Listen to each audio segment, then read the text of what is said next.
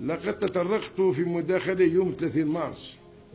لاجتماعات مشبوهة التي تعقد في الخفاء من أجل تآمر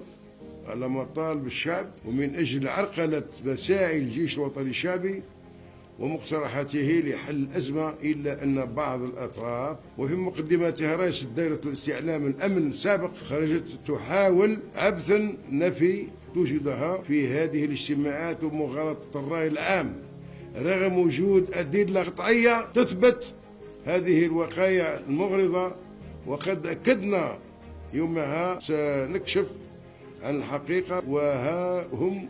لا يزالون ينشطون ضد إرادة الشعب ويعملون على تأجيج الوضع والاتصال بجهات مشبوهة والتحريض على عرقلة مساعي الخروج من الأزمة، وعليه وجه لهذا الشخص آخر إنذار، وفي حال استمراره في هذه التصرفات ستتخذ ضده إجراءات قانونية صارمة.